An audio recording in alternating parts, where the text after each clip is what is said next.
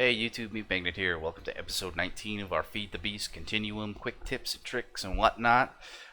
This episode we're looking at the Void Miner, the power usage that goes along with it, and chunk loading, because this is probably the first time that it's actually going to be needed. So let's take a look. I've already created this. Let me grab a tool that we're going to need in order to kind of show what's going on here.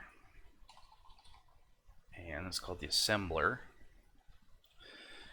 Now this is a machine that I haven't used in the past. I guess I've used something similar in mod packs, but this one's it's a little bit different.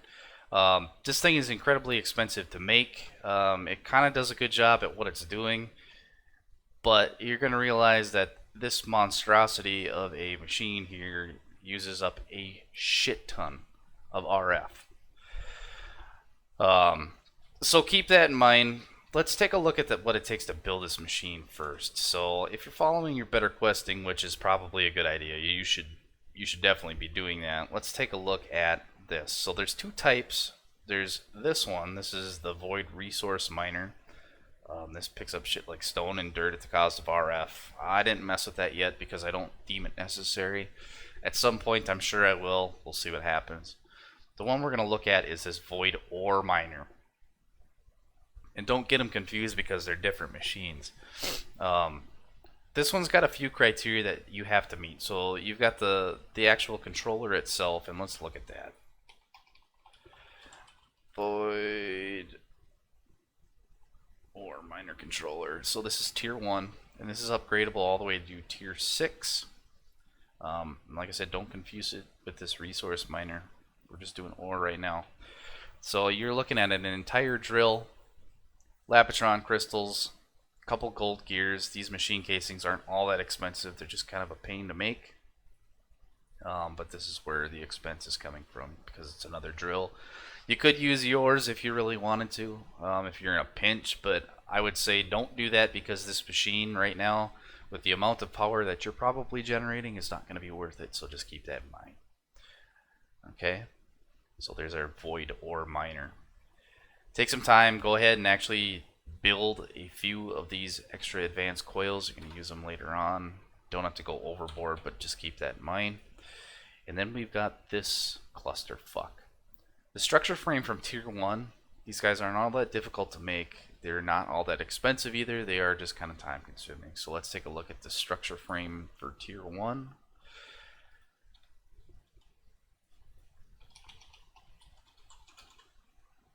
Okay, so this is all going to be refined iron, but here's the thing that's kind of a little bit different. This interconnect, you've got 4 connectors, and then you've got black concrete. So if you never made concrete before, it's not difficult to make. The easiest way to do this is just go with the black concrete. So just see if you can get together some ink sacks. 4 sand, 4 gravel gets you 8 concrete powder. So the way the concrete powder works is you dump it down onto the ground, and then you throw some water on top of it. I did a 9x9 space, and I can demonstrate that quick. Why don't we do that? But really all you're doing is dumping water on top of it and then mining it back out. So it's not like it's a complicated process. And I think I have some concrete here. Looks like I don't. I honestly don't know what the hell I did with it either.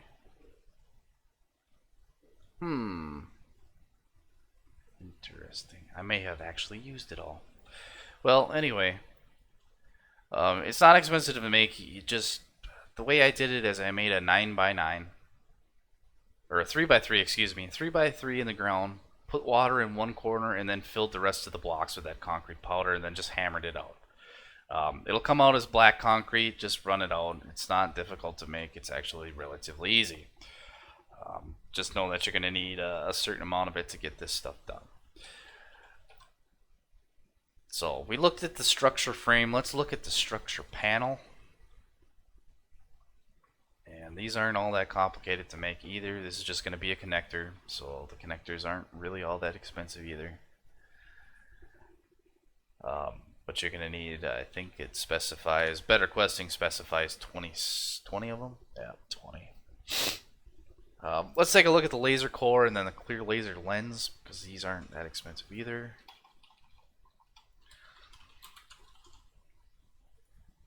So here's our clear laser lens. This is just going to be some glass. Pretty simple. Not a big deal. Let's look at the laser core.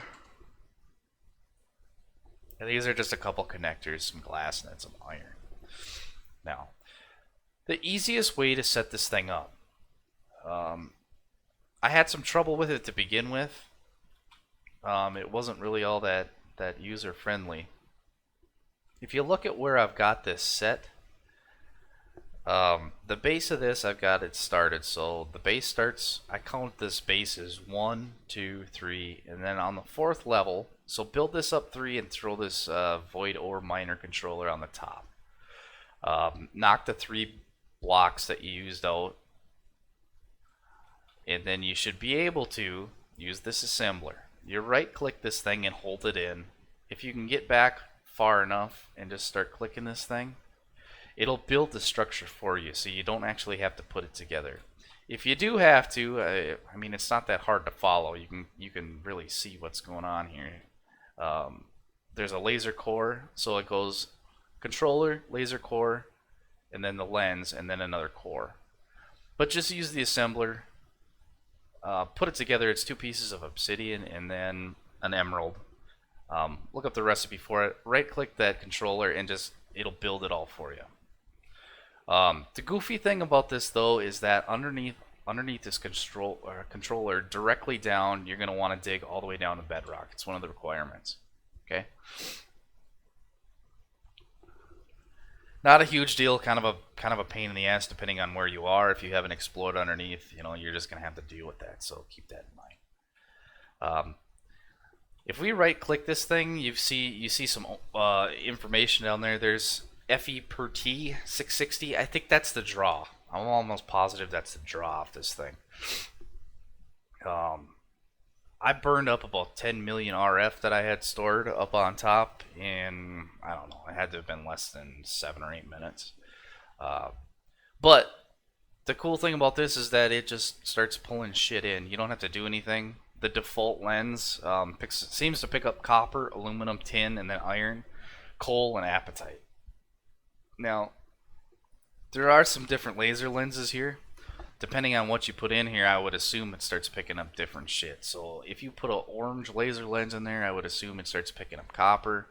Magenta, I have no idea what that would be. Light blue, apatite maybe, platinum. Yellow, I would assume is gold. Lime, I'm thinking that's probably like emeralds and shit like that. But this is something to experiment with. I haven't touched it yet. There's one here that's crystal, and this is Rhodium. So this is on a different planet. Eventually, once you get to the point, I guess you can start pulling shit in with that. But there's some different goofy ones here. Really, these are all just dyed, so they're not all that complicated. I left mine at the regular clear just because I needed the iron and just assumed that it would start picking that up, and it did. But it's also pulling in copper. Aluminum's not such a problem anymore because I've been processing titanium, so it isn't a huge deal. But there's that. I've got this hooked in with regular flux duct. There's no off switch for this, so when I actually need to do something that requires a shit ton of power, like running this the industrial blast furnace or running the industrial electrolyzer, what I do is, if you've got a crescent hammer, I think some of the other wrenches work just the same, click this connector, shuts it off. Now, if you want to turn it back on, you got to kind of angle it, but if you can get this little square here, that'll turn it right back on. Just a right click, either way. You kind of see the draw that's coming off there already. It's just pumping it out, and it's getting used up pretty well. So yeah, it's just kind of pulling this stuff in. You don't really have to do anything. It's kind of a passive way to mine. It's just really, really expensive RF wise. So keep that in mind. Let's take a look at the other thing. So if you're using a server like I do, right now I'm running a server instance, but I'm running it locally on the same machine. You'll notice my machine kind of locks up every once in a while.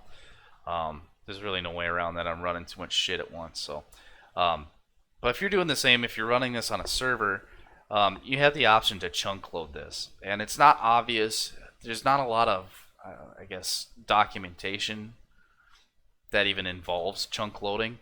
But it is useful, especially once you've got shit like this void ore miner set up, so that it will run while you're not here. It works pretty well. I've tested it. It does work. I think I haven't tested it for very long, but it is there. But let's take a look at how you do that. Let's bring up the inventory. And if you look up in the top left here at this little map, see it says claim chunks. Now, it doesn't matter if you're playing on a team or if you're playing with some buddies, but if you're going to do that, you want to be on the same team. And you can do that by, if you go onto my team, you can kind of play with this shit here. The biggest thing is that if you're gonna play as a group, you're gonna want to actually add the members. I don't have any here, so I'm not gonna worry about this. If you do want to add people to your team, you do have the option to do that. And I think, if I remember right, is it friend? It might be team. Yeah. Kick, leave, transfer ownership, create, join, or request invite. You can mess around with that. The commands are there. Check that out on Feed the Beasts on their website. You can check it in their forum stuff. It's there. It's not hard to do. So just keep that in mind. But let's take a look at this claim chunks. So here you can see I've already got this kind of claimed out. And the way this works, I'll turn these off for now. But you can see here, Meef Magnet's team, claimed area, and chunk loaded. So this is my base. This is kind of my facility. Anything in red here is actually, this will be mine. Now, if I wanted to claim some of this further out, all I got to do is left click, and it's going to claim it. If it isn't claimed by anybody else, I think you're free to do whatever. Now you notice here that this is chunk loaded, this is not. So how do we chunk load it? What you're going to have to do is shift and left click. See how these are becoming chunk loaded again? But that's really all there is to it. If you look at the info here, there is some guides here, so you can feel free to kind of dick around with this. Some of it's okay. It's useful, some of it's not. So you do have some options here. You can kind of see, you can refresh it, you can ditch chunks in the overworld or ditch all chunks period, and then, you know, there's that info.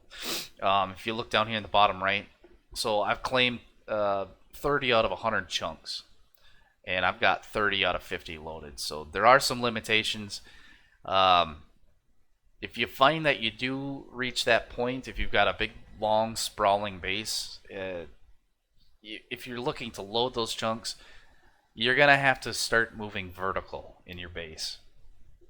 I know it's not the most fun thing to do. It's just one of those deals that if you're building big builds and you have to chunk load something, put your machines in one area and then just kind of go from there. So, kind of a pain in the ass, but that's just how it goes. It's one of the limitations of the mod pack set. At least you're not having to use machines, because that used to be a huge pain in the ass. If you played some of the older versions of Feed the Beast, they were actual machines that you had to have out in the world. So that's about it for this episode. I guess one of the things that we should talk about real quick is just the power management stuff, that if you do need to shut this thing off, just remember this. But just keep in mind that thing is going to use ass loads of power. If you need it somewhere else, shut that off. And just remember, if you're going to log out of your server, hook that thing back up if you don't need the RF right away. If you're processing ores, it should kind of distribute mostly evenly, but keep that in mind. So, all right, that's it. Until next time.